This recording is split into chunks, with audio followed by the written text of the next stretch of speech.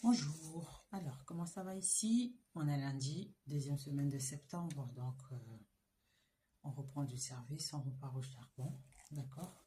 Alors moi c'est Panavik, donc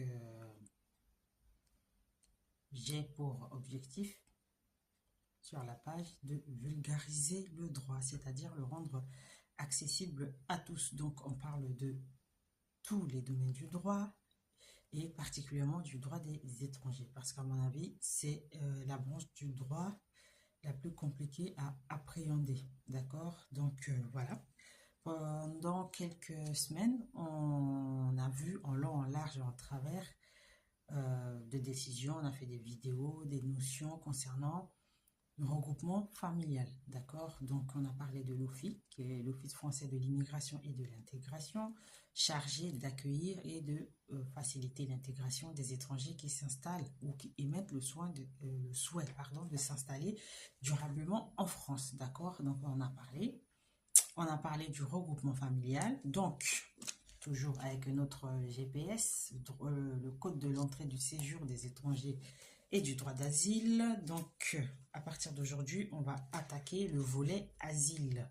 Demande d'asile, définition de l'asile et conditions de l'asile, qui s'occupe de l'asile en France. Donc, déjà, d'emblée, c'est l'Office français de protection des réfugiés apatrides, en abrégé OFPRA, qui est chargé d'étudier les demandes d'asile et d'effectuer les auditions. D'accord? Donc, on va commencer ce volet-là du code de l'entrée du séjour des étrangers et du droit d'asile notamment. Donc, on va aborder la question du droit d'asile. On va aussi parler du pacte européen des migrations qui a été signé l'année dernière à Bruxelles et donc qui refonde un peu le traitement de cette demande d'asile-là.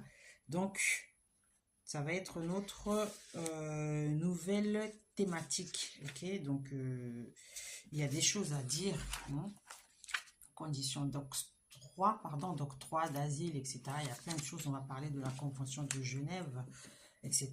Donc, abonnez-vous, partagez la vidéo et puis dites en commentaire ce que vous en pensez. Et puis, si vous avez besoin d'un accompagnement, sur la page, il y a mon adresse mail pro ainsi que mon numéro WhatsApp. D'accord? Sachez que je ne réponds pas aux messages en privé. Déjà, il n'y a pas de possibilité d'émettre des appels ni de SMS.